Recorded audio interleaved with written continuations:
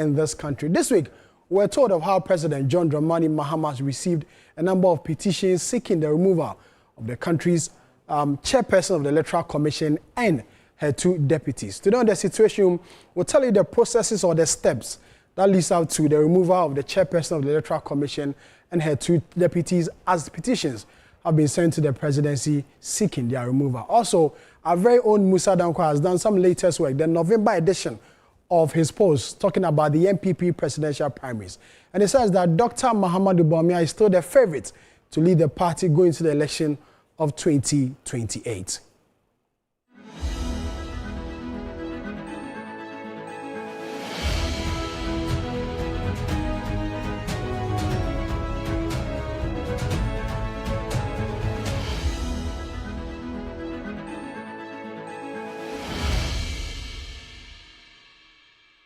Christmas, my favorite time of the year. This festive season, Volta Serene Hotel invites you to experience the magic of Christmas and New Year like never before. From 20th of December to the 1st of January, step into a world of joy, music, laughter, and celebration. We begin on the 20th with a soulful carols night, filling the air with warmth and melody. Then, on 23rd and 24th of December, arrive in style as we welcome you with fresh coconut and local treats. Christmas Day brings pure delight, exciting moments for kids, relaxing escape for adults, and an elegant all-white dinner under the stars, crowned with a spectacular fireworks display. On Boxing Day, embrace culture and rhythm, from picnics and traditional dance to an unforgettable high life and old school night. As the week unfolds, enjoy movie night, live music, karaoke, and endless fun, until we welcome 2026 with a breathtaking fireworks show on New Year's Eve. Special Christmas packages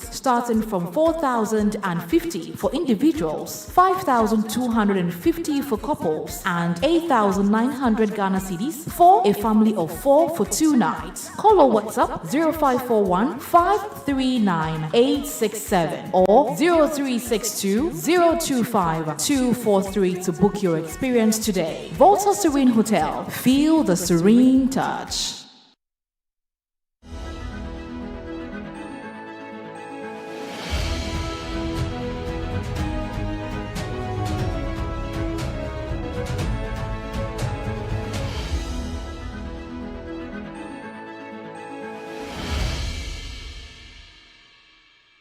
You're welcome back. You're still watching The Situation. We're coming to you live from our studios here in Accra. My name is Sami Wiafe, and as always, I'm here with my friend, colleague, and brother, Fred Tete Ijamono. On Situation Room today, as I told you earlier, we're looking at 2 issues. The first of all has to do with the number of petitions the presidency or the Jubilee House has received in respect of the removal of the country's chairperson of the Electoral Commission and her 2 deputies.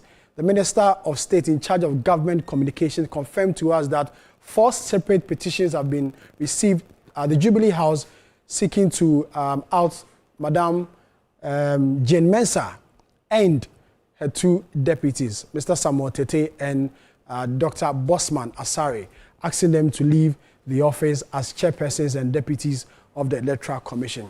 We'll look at the processes leading up, or the processes that is enshrined in the Constitution as far as the removal of the chairperson of the Electoral Commission and any other office of the Electoral Commission. It comes on the back of a similar situation somewhere in 2017 when Madam Charlotte Osei was removed from office by then President Nana Addo Dankwa Akufo-Addo. And a lot of people have said that that is a playback of the same script that happened some years ago. And so Fred and I will today let you know the processes according to the constitutional dictates or as enshrined in the 1992 Constitution and the removal process of the chairperson of the Electoral Commission. Also, we'll talk about the MPP. As you're aware, the MPP has about 60 days to elect a new flag bearer who will lead the party going to the election of 2028. Our very own Musa Dankwa has done some latest work, the November edition of his monthly poll on the tracking of the MPP presidential primaries.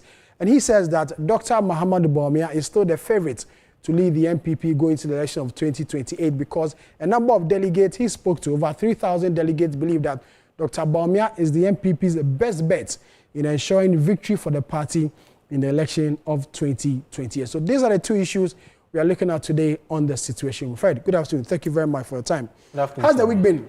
It's been good. It's been good. A lot of things happening on the political side of things.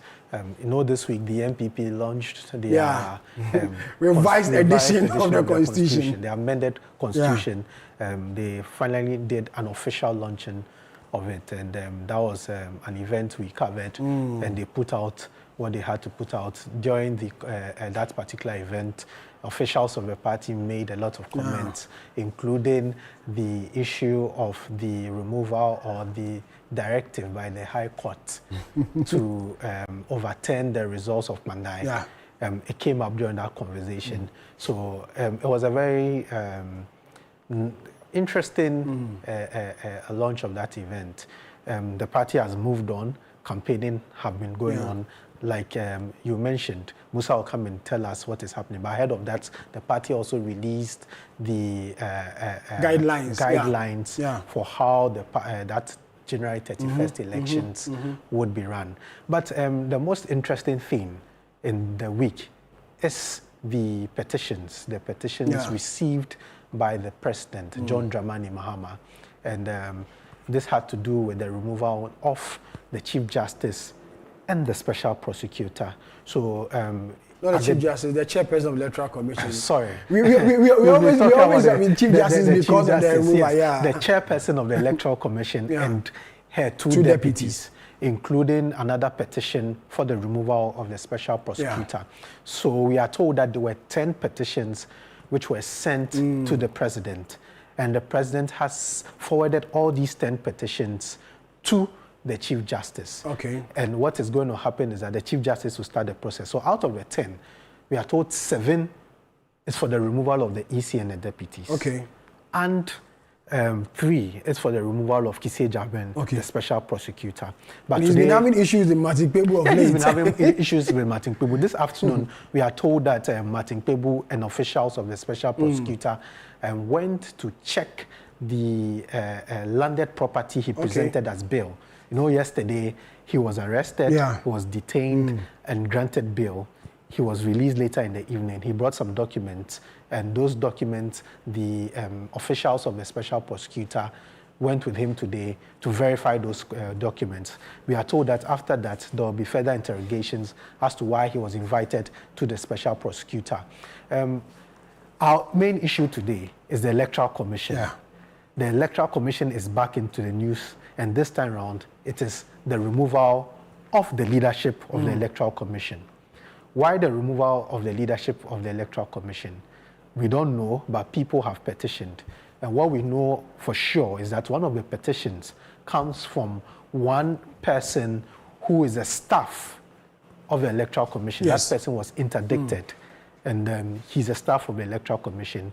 He's one of the petitioners who have petitioned the president asking for the removal. Like you said, this is not the first time something of the sort has happened. The very first time in the Fourth Republic had to do with Charlotte Osei and her 2 deputies, Charlotte Osei, Amadou Sule, Georgina Opoku-Amankwa. These were the first people to face scrutiny when it came to the removal of an electoral commission and the leadership of that electoral commission. At the time, in 2017, she was accused of procurement breaches. Breaches. She was accused of abuse of office. And there was an accusation of the fraudulent mishandling of some financial issues. She was put before the process, or she was put through the process, and these 3 people were removed. About 7 years down the line, we are back again to the same situation where some people have petitioned the president for the removal. What is this procedure like? So, I mean, a lot of people have been talking about it, but we just want our viewers to understand what the procedure is like. So the procedure starts with a petitioner. Okay. The procedure will start with the petitioner. Like what we are seeing now. Like what we are seeing now. Okay. With the 7 petitions we are told have been sent to the Chief Justice. When the petitions reach the president, it is the job of the president to then forward this particular petitions to the Chief Justice. So now it's starting with President John Mahama. So now the petitions was sent to President John Mahama. So this is how the chain is. Okay. John Mahama receives the petition as president, then forwards them to Chief Justice, now Chief Justice Bafoboni, who is now Chief Justice. Yeah. So now the petitions have been sent to the Chief Justice. Now the Chief Justice has a duty to perform. But before the Chief Justice performs this duty, let's get an understanding of the constitutional process. Okay. The constitutional process. I would want us to start from Article 44. Article 44 of the Constitution, 2, gives us an idea, 2 and 3 gives us an idea of the formation or how the Constitution spells out the leadership of the Electoral Commission. So 44.2 says the chairman of the Electoral Commission shall have the same terms and conditions of service as a justice of the Court of Appeal. Okay. So this is where it starts. The chairman of the Electoral Commission has the same terms and conditions as the Court of Appeal judge. So the chairman of the Electoral Commission is equivalent to a judge of a Court of Appeal. That's the Superior Court, right? Yes, we'll get there. Okay, all right. Then 3, the 2 deputy chairmen of the commission shall have the same terms and conditions of service as applicable to the justice of the High Court. Okay. So the chairman is equivalent to a court of the judge of a Court of Appeal. The 2 deputies are equivalent to justices of the High Court. So Fred, in this case, the people we are talking about, so Madam Jane Mensah is equal to an appeal court judge. Yes. And then Samuel Tete and Dr. Bosman Asare are like High Court judges. High Court judges. Okay. Those are their conditions. Yeah. Now, we'll get to understand. You mentioned the Superior Court. Yeah. Let's go to Article 126 of the Constitution, which gives us who makes up, or justices of the Court of Appeal, justices of the High Court. Okay. Where do they fall? So Article 126 of the 1990 Constitution says that judiciary shall consist of the superior courts of adjudicature, comprising the Supreme Court, the Court of Appeal, and the High Court and regional tribunals. Okay.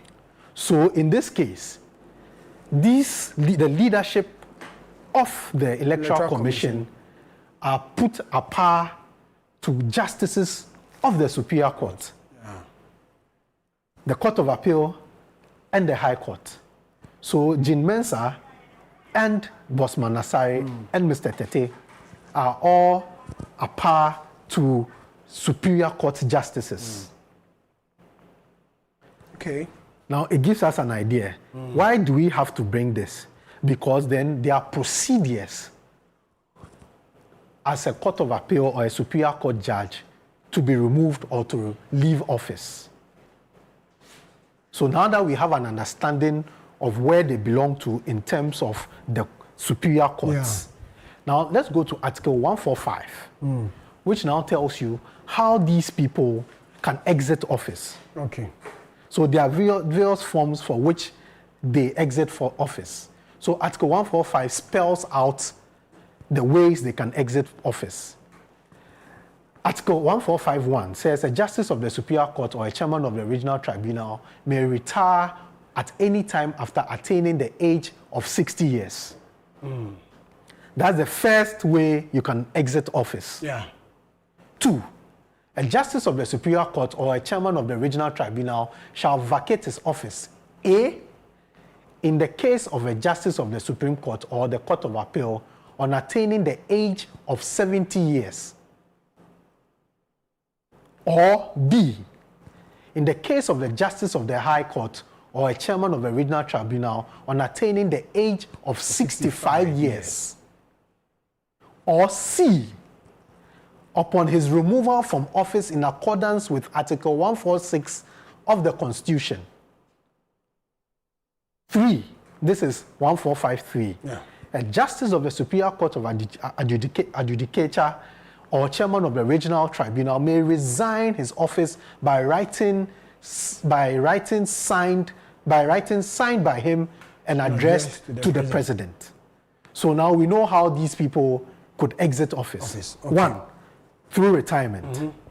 With retirement, it gives you the different forms where you can leave. A Supreme Court judge, 70 years. In the case of a justice or the Supreme Court and the appeals court is 70 years. You retire. So you can go all the way to 70. Yeah. As we speak, the chairman of the Electoral Commission is not 70 years, so she's not retiring. Yeah. 2, the High Court is 65. Her deputies are not 65 yet, so they are not retiring. 2, we'll jump C and go to 3. Yeah. Upon resignation, written and signed to the president. Yeah. As we know, these people have not written to the president indicating that they want to sign. Yeah. So this also doesn't kick in. But Article 145 2C is the procedure being used now upon his removal from office in accordance with Article 146 of this Constitution. So now they want them to be removed. Some people have petitioned the Electoral Commission to get these 3 people removed. Then Article 146 kicks in. I'm sure the Article 146, we've spoken about it so many times during the removal of the Chief Justice. Okay. But this is another procedure because this has nothing to do with the Chief Justice. So let's look at Article 146 and what Article 146 says about the removal of a Superior Court judge and how it goes. 146A says, a justice of the Superior Court or chairman of a regional tribunal shall not be removed from office except for stated misbehavior or incompetence or on grounds of inability to perform the functions of his office arising from infirmity of body or mind. So for anybody to get these people removed, you need to first prove what? That the person is incompetent. You also have to indicate a stated misbehavior or indicate whether the person has some infirmity of the body or the mind. As of now, we don't know what is in the petition, but in the petition, one of these things would be cited. There, 2, a justice of the Superior Court of Adjudicature or the chairman of a regional tribunal may only be removed in accordance with the procedure specified in this article. So even with this, there's a procedure. There's a procedure. What is the procedure? It comes to 3. If the president receives a petition for the removal of a justice of a superior court other than the Chief Justice, or for the removal of the chairman of a regional tribunal, he shall refer the petition to the Chief Justice, who shall determine whether there's a prima facie case. Okay. And now, because we have a Chief Justice now, he's in a better position to take up these petitions. Yes. Okay. Now, what the president has done is to follow Article 146 by now transmitting the petitions he's received to the Chief Justice. And in transmitting the petitions to the Chief Justice, it doesn't mean that now they are supposed to just remove you. The Chief Justice will now have to determine a prima facie case, whether there's indeed a case for you to answer. This will take us back to the removal of the Chief Justice. In the removal of the Chief Justice, you recall that the president receives the petition in consultation with the Council of State. They need to determine a prima facie case. This time is the Chief Justice who is determining a prima facie case. So all the 7 petitions received by the Chief Justice now is going to go through every one of them and determine whether these petitions merit an answer. And he does this alone? Yes. According to the Constitution, the Chief Justice, he does this alone. Who is, unlike the Chief Justice, where the Council of State had to come in. But this time, only the Chief Justice sits to do and go through all these petitions. A prima facie case, whether there's any case to be answered. Okay. And this is where we are As of now. the issue of the removal of the Electoral Commission leadership. The petitions have been sent to the Chief Justice, and now he is expected to determine whether these petitions merit any answer from these people. We haven't heard from the Chief Justice yet, and we do not know what the Chief Justice is going to say about the petitions before him. When he determines that there's a prima facie case to be answered, now he kicks in to the next one, which is Article 1464. The Article 1464 says, where the Chief Justice decides that there is a prima facie case, he shall set up a committee consisting of 3 justices of the Superior Court or chairman of the Regional Tribunal, or both, appointed by the Judicial Council, and 2 other persons who are not members of the Council of State, nor members of Parliament, nor lawyers, and who shall be appointed by the Chief Justice on the advice of the Council of State. So there are 2 things here. Yeah.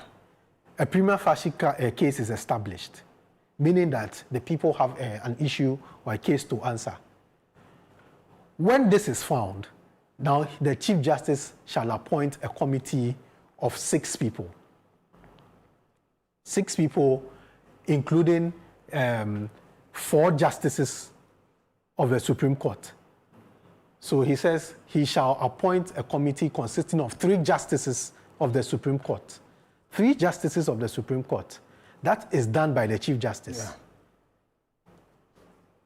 Or did I say the Supreme Court? The Superior Court. So it could be the Supreme Court. It could be the Court of Appeal. It could be the Court of Or even the Appeal. High It Court. could be the High Court. Or the Regional Because we have Tribunal. established which people make the Superior Court. After establishing these people and appointing these people, now the Chief Justice is supposed to appoint 2 other people who are not lawyers, who are not members of Parliament, who are not part of the Council of State. But in appointing these people, he's supposed to do it in consultation with the Council of State.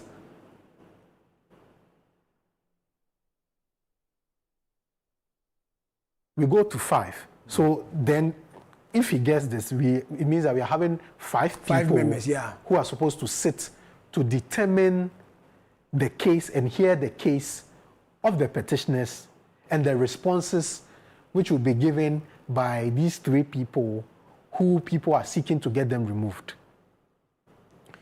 After this, we go to 5, Article 1465 of the Constitution. That's the next procedure. The committee appointed under Clause 4 of this article shall investigate the complaint and shall make its recommendations to the Chief Justice, who shall forward it to the President. So this committee investigates the issues brought before them. After investigating these issues brought before them, what happens? Now they need to make recommendations. The recommendations could include, we investigated, we didn't find these people guilty. We investigated, we found that these people really are guilty of the offenses of which they have been charged. When that recommendation is made, it is then forwarded to the Chief Justice and to the President. Because after the conclusion of the investigations, the committee may conclude and say, because we found that these people did not do this, they should stay in office. Yeah. Or because we found that these people did this, they should be removed. And the President would act on the recommendation of the committee. So as we speak now, Madam Jean Mensah, Mr. Samuel Tete, Bosman Asare would have to go through this process.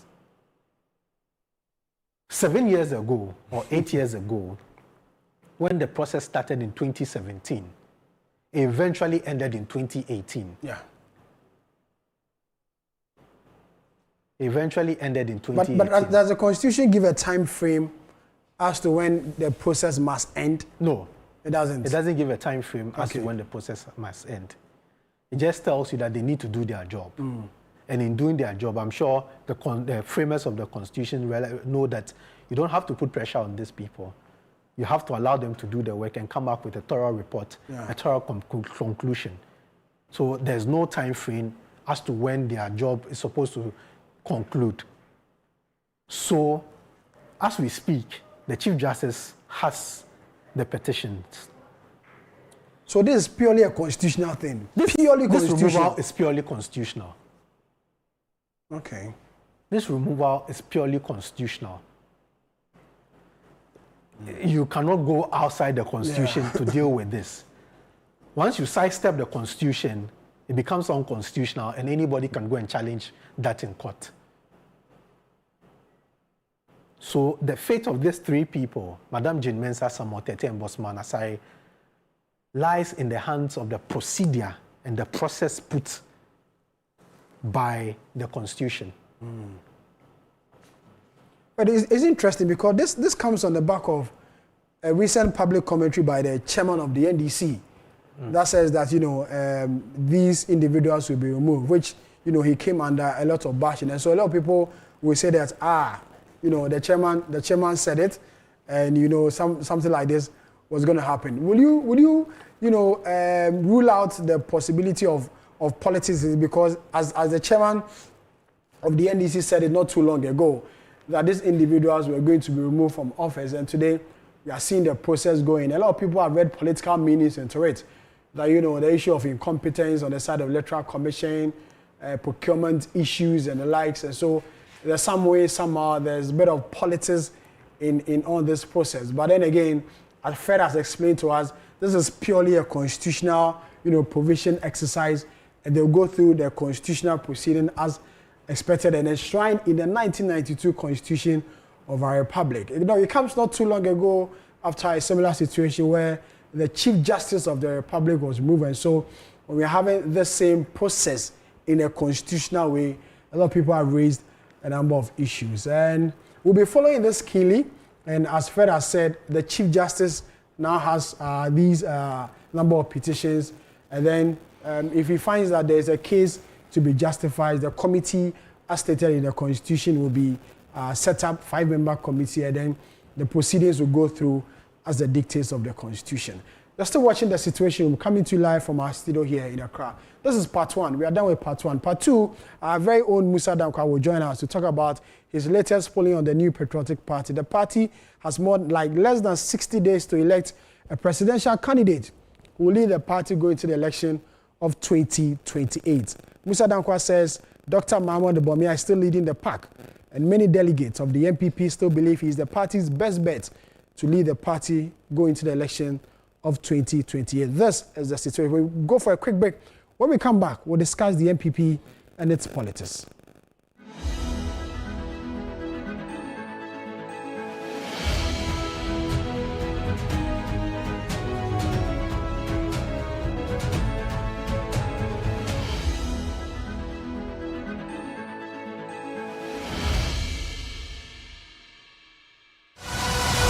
In December 2023, the biggest play in the history of African theatre made its debut. The God of Iron, I stand on oath. You saw it. We sent you all the way to Ileife to bring us greetings from Ifa. By popular demand and in honor of Maoli Semevo, Image Bureau, in partnership with April Communications and the National Theatre, presents The Gods Are Not to Blame. This December 17th, 7 p.m., 18th, 7 p.m., and 19th, 5 p.m. and 8 p.m. at the National Theatre. Visit www.imagebureaugh.com or dial *714*46# for your tickets. Single 250 cedis, double 400 cedis. Supported by New Plant Car Rentals, Ghana Tourism Authority, Balakwa. Sponsors Stambic Bank, our media partners, and proudly brought to you by MTN.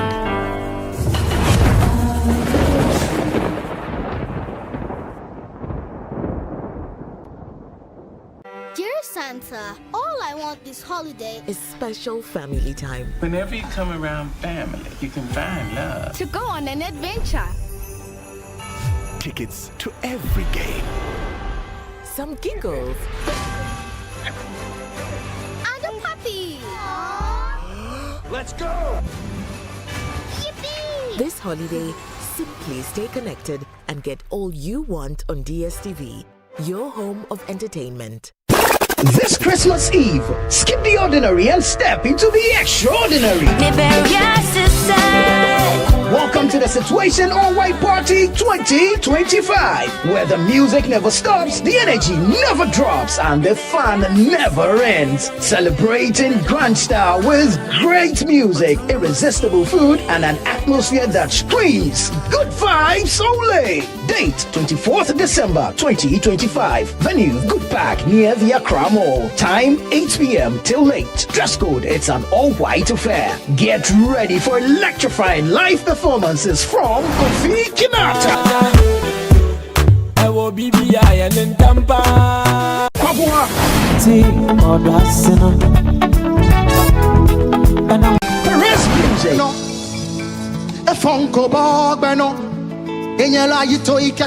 In Chin Chin Band, and DJ Mingle.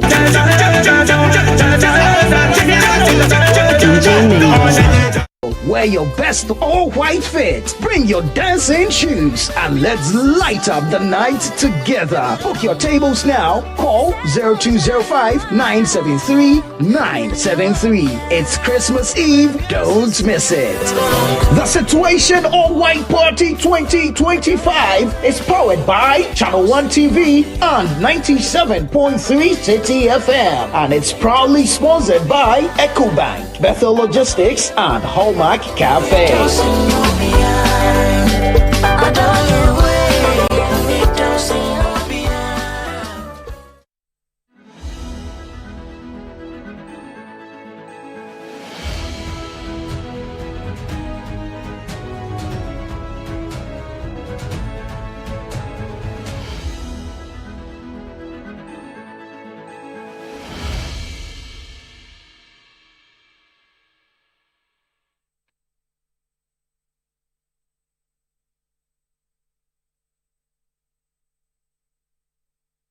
While ago, before the break, Fred was taking us through the process on how to remove the chairperson of the Electoral Commission and her two deputies. You're aware the presidency has received a number of petitions seeking the removal of the EC chairperson, Madam James, and the two deputies, Dr. Bosman Asare and Samuel Tete. And Fred was taking us through the constitutional provisions as far as the removal of the chairperson of the Electoral Commission and her two deputies are concerned. Also, we're told that a number of people have asked questions as to whether, when the committee is set up by the Chief Justice, they'll be given the opportunity to also come and present counter evidence as to why they'll be removed in this whole program. Fed will help us with it. So, Fed, will it be a similar one like the Chief Justice one, where they'll be given an opportunity to face the committee and present counter evidence as to the evidence these petitioners will present to the committee? Oh yes, it will be a similar situation. So what is going to happen is that once the Chief Justice finds a prima facie case, these petitions will be forwarded to the people who have been mentioned. And once they are mentioned, they are given opportunity to respond to the petition, and the committee will set up the procedure to run this particular hearing. So yes, they'll be given an opportunity to respond to the petitions. But when you look at what happened in 2017, you recall that there were 5 people who were appointed by the Chief Justice at the time, Sophia Kufu. Yeah, she was then the Chief Justice, with that issue. Yeah. There were Justice Alfred Benin. He was then a Supreme Court judge. He's retired now. Then you have the late Justice Samuel K. Mafusao. At the time was a Court of Appeal judge. Agnes Doji, Justice Agnes Doji.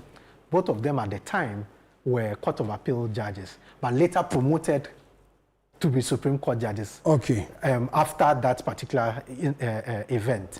Later, after that particular event, they were both promoted to be Supreme Court justices. At that time, they were justices of the Court of Appeal, Justice Mafusao and Justice Agnes Doji. They were then Court of Appeal judges. Then there were 2 people who were not lawyers, who were not part of the Council of State, who were not MPs. They were Wilbeck Abrapia, a former banker. Okay.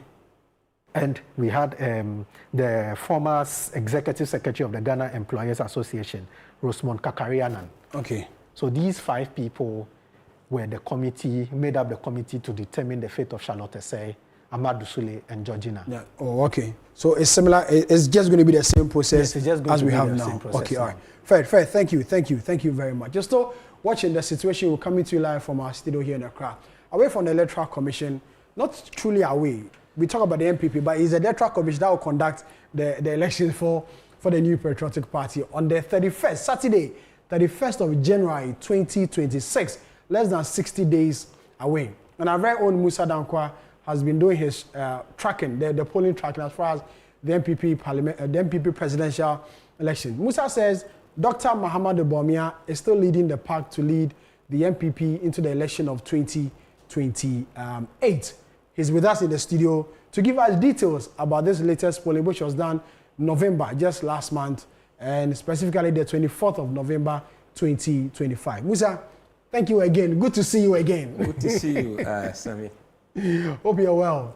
We're doing well, thank you. I'm well. I'm doing well. Fred and I, we chalk for inside. The two parties. we are preparing ourselves for January 31st, which is going to be a more or less do or die in quote for these 5 aspirants who are lacing their boots to lead the MPP going to the election of 2026. You've done some work. Tell us about this. No, basically we are continuing from where we started. Okay. August, September, October, November. We're going to do December poll as well, and then January poll before the election itself. This is the November edition of the MPP primaries. Okay. We engaged about 3,500 delegates.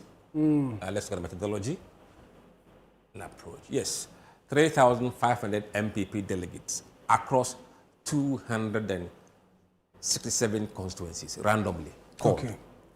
Out of the 276, so only 9 short of everywhere, randomly. Our confidence level for this poll is 99%. The margin of error is plus or minus 2.1%. And we use telephone polls to engage the delegates. And the interviews were between 17th and 21st November. Okay. That's when we did the calls for the period. Now, we went asking many questions. But what we also did was to try and go into the minds of delegates to see where the race could go. But first, look at the demography of the delegates. 80% male, 20% female. Male dominate all the delegates above, both NDC and MPP. MPP, okay. Yes. Now, is it that the women don't like to be delegates? Or the party refuses to elect women delegates? You know, women participation in politics has been very low. Yeah. And that is reflected what you see in the delegates. Now, look at the age profile. 16% around 25 to 34. Just under 1% or 1% 18 to 24. Very small in delegate. 35 to 44, almost 46%. Nearly half delegates we sampled were around this age. Then 45 to 54, around 27%. So mostly they are here between 25 and 54 years of age, MPP delegate. Their educational background, senior high 36%, junior high 36%, tertiary 19%. No formal education is about 9%. Now, religion, largely Christian, 83%, Muslims 14%, others are very insignificant. Again, ethnic background, 61% of the delegates are Akans. Nationally, that number is 47. And then Moi Dagbani is second largest bloc in MPP, 14%, Evers 8%, others 6%, Ghana Dangbi 5% in MPP delegate. Now,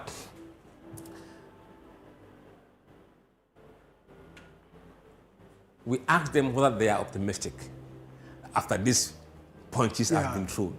The party will unite in time for the next election.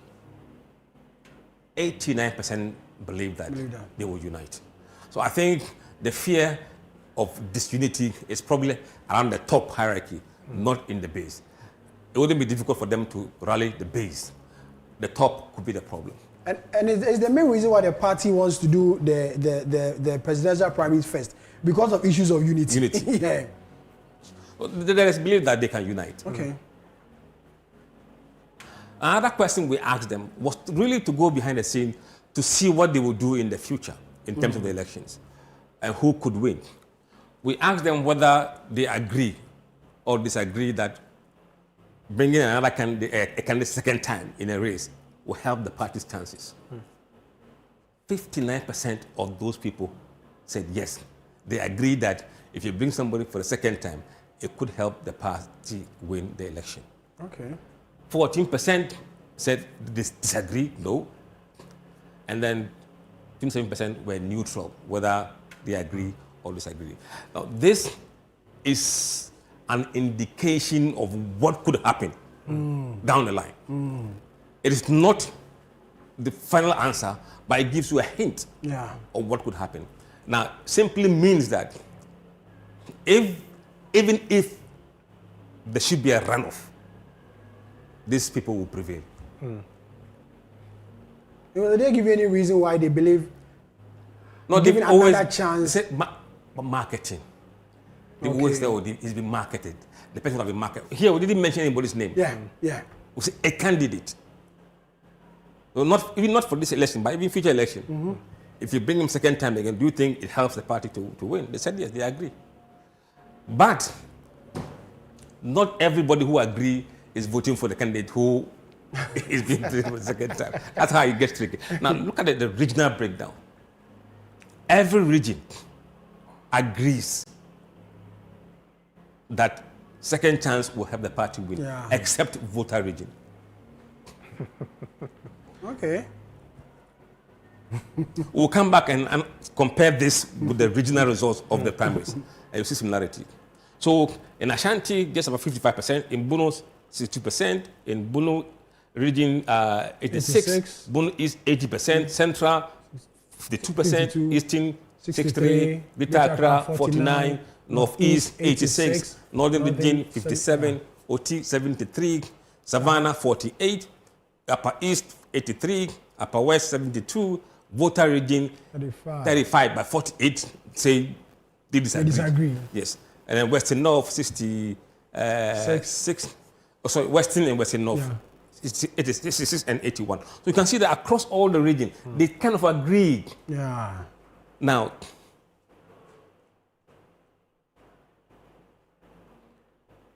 we went around a bit to ask them about the budget, whether they believe that the party is responding well to the budget statement that has been read.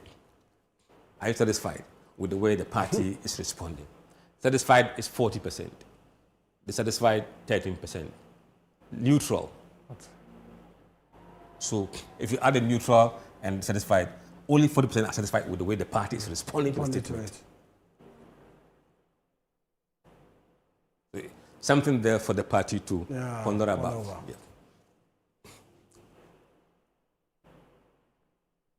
We looked at how they voted in the last election. We asked them, who did you vote for in the last election?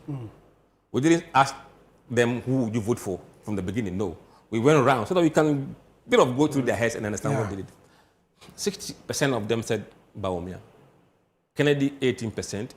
1% Akoto Afriye. 1% Adainimo. Not disclosed, 19%. If you remember, Bawumia nearly got 61%.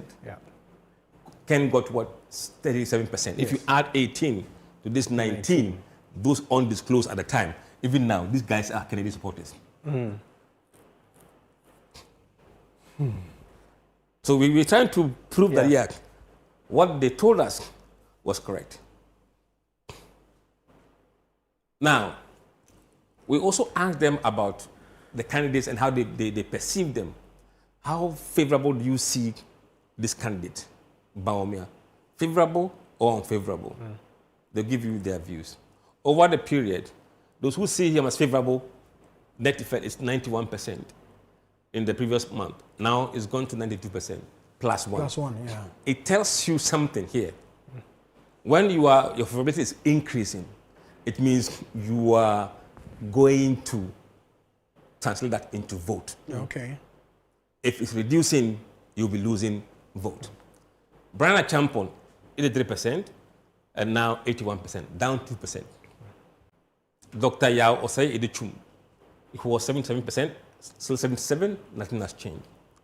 Kennedy Japan was 88%, now 83%, down 5%. Kobna Japan was 76%, now 74%, down 2%. So this gives you a bit of warning down the line. Let's see what happens. Among male, Baumia outperformed Kennedy by 9 points. And among female, just 8 points. So he's more popular among men than women.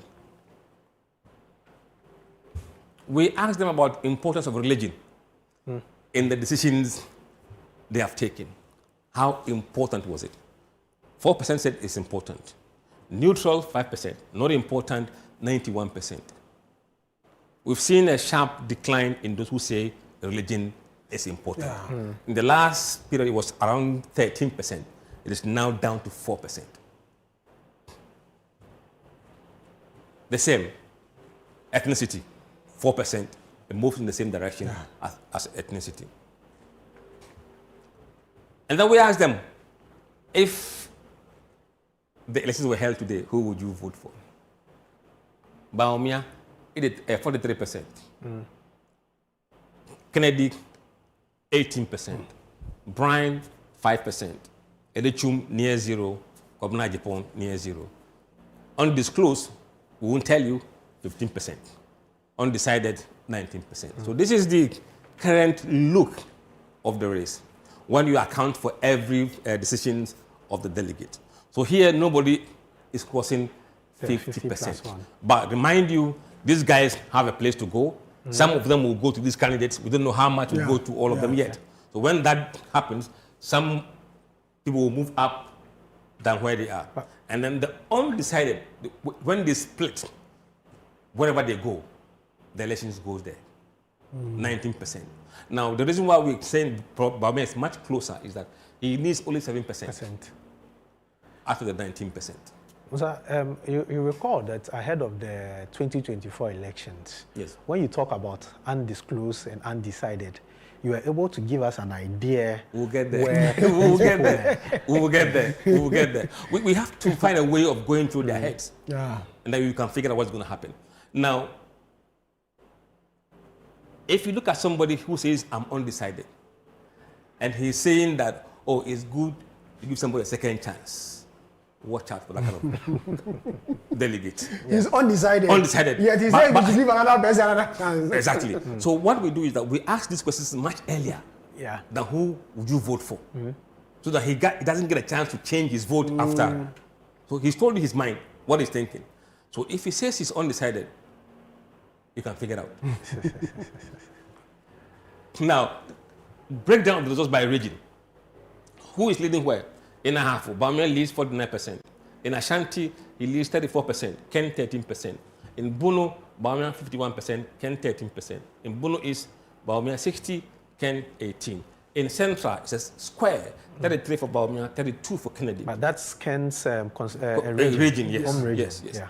Eastern region, look, Baumia 44, Ken 10, Brian 10. So trouble there for Ken in Eastern region. In the Greater Accra region, 35 for Baumia, 19 for Ken, 4 for Brian. In Northeast, 81 for Baumia. In Northern region, 61 for Baumia. In Otik, 61 for Baumia, 16 for Ken. In Savannah, 33 for Baumia, 13 for Ken. In Upper East, 72 for Baumia, 16 for Ken. In Upper West, 55 for Baumia, 28 for Ken. In Volta region, 35 for Baumia, 44 for Ken. And in the Western region, 34 for Baumia and 10 for Ken. Western North, 56 for Baumia and 18 for Ken. If you compare these results to what they were telling us in terms of do you think somebody should be given a second chance, the results of the regional numbers are almost the same. Because in the Volta region, they said no, Ken is winning there. In Central region, it was closer. Ken is matching almost head to head there. So that data reflects what they were doing here. Now, we use what we call committed voters, people who mention people's name. Yes. I am voting for this guy. This excludes those who are undecided and those who say they won't disclose. On that basis, Baumia goes to 63%. Okay. Ken 29%, Brian 7%, 1% will go to Educhum, and near 0% for Kobina Ejapon. This is not what the results will be. Yeah. This is when you exclude those who mention names. This is how those who mention names look like. But we must figure out, in terms of our model projections, where those undisclosed will go and where would those undecided will go. The regional numbers almost reflect the same thing. Nothing changes much. Kennedy still wins the voter region. Central is very close. Now, if you look at the differences, in October, DMB was 44, now 43, declined 1%. Kennedy was 19%, 18%, down 1%. Brian Champon, 5%, still 5. He remains stable. Educhum, 1%, now 0, down 1%. Ejapon, 1, now 0. You can see that the movement from Baumia, Kennedy, and the rest has gone to pile onto undecided. Yeah.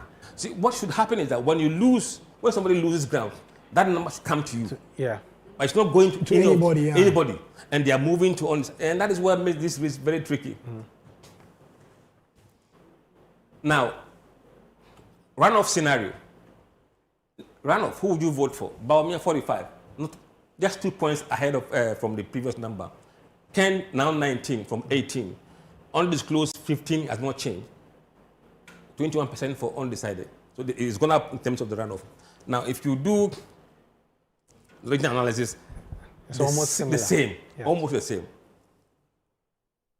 And then if you do on the basis of committed, 68, 32. We're not saying this will be the outcome of the election. It's pure mathematics that we are showing a number in a different way.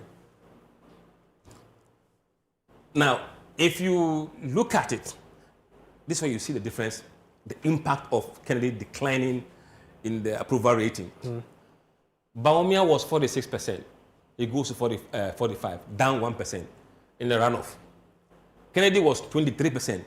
He goes to 19%, down 4%. The effect, you see, in the runoff, you have Brian people behaving differently, Educhum people behaving differently, and Japan people behaving differently. So if you're not seeing favorably among them, the decline will begin to show in the runoff. They will break off or break away, not in your direction, but in someone else's direction. That's what we've seen here. Here you can see that those who are undecided gone up by 5%. So they have moved from Baumia 1%, Ken 4%, and they've gone to undecided. Now, let's look at this. For those who are voting for Brian in the runoff, where will they go? The poll shows that almost half of them will go to, not half, about 26% will go to Kennedy. 27% will go to Baumia. 35% undisclosed. 12% undecided. For those who are voting for Kennedy, in the runoff, he loses 3% of his own people to Baumia. In the runoff. 2 go to undisclosed. And in the case of Educhum, 22% of his people will go to Kennedy, but 28% will go to Baumia. 44% not disclosing. 6% undecided. When it comes to DMB, look, only 1% of people switch runoff to Ken. But Ken lost what? 3.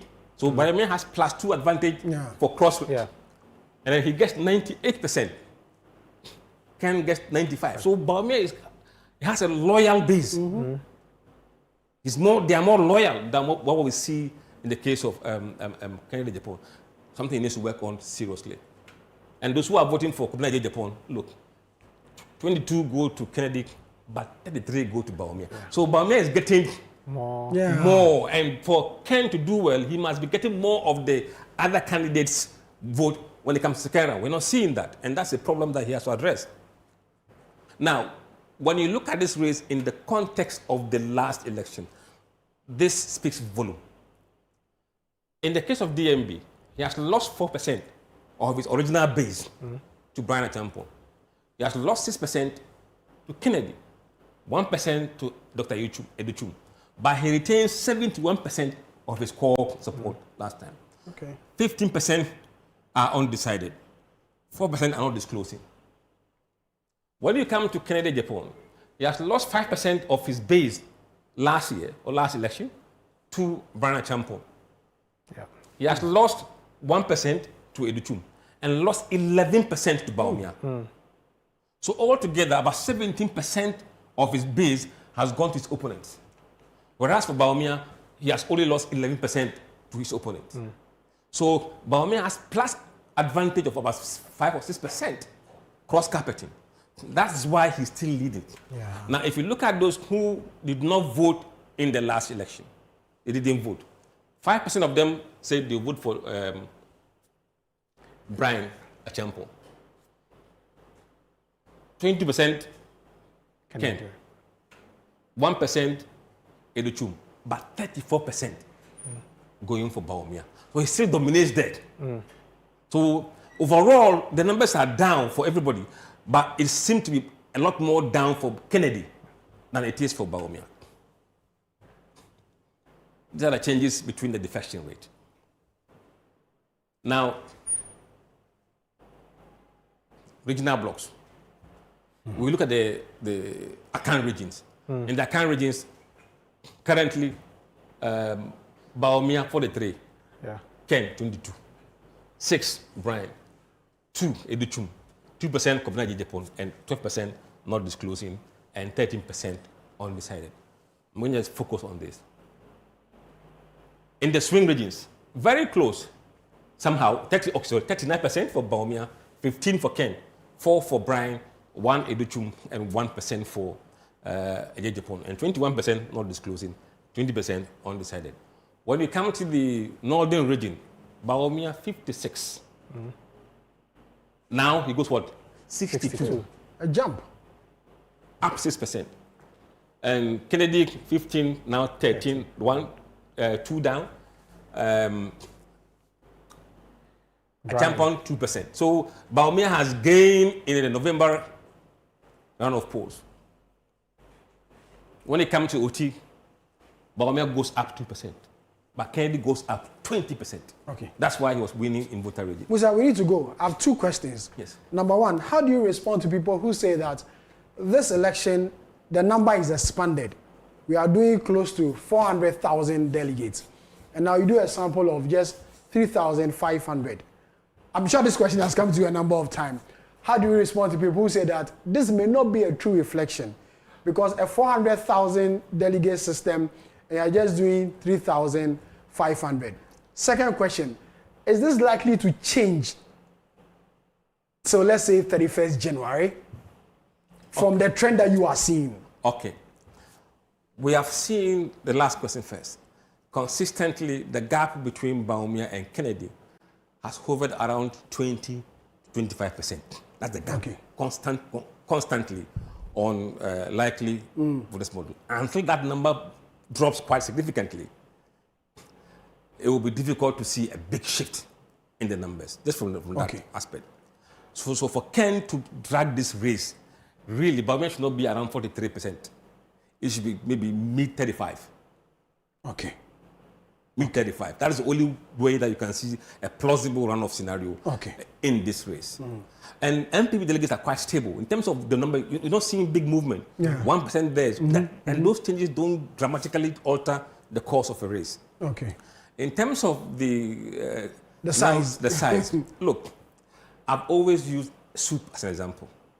When you are cooking a pot of soup, you bring the ingredients step by step. Get the onion, get this, get that, get that. It's all a way of getting the soup right. Once you have followed the ingredient process right, and the soup is ready, you want to taste the soup.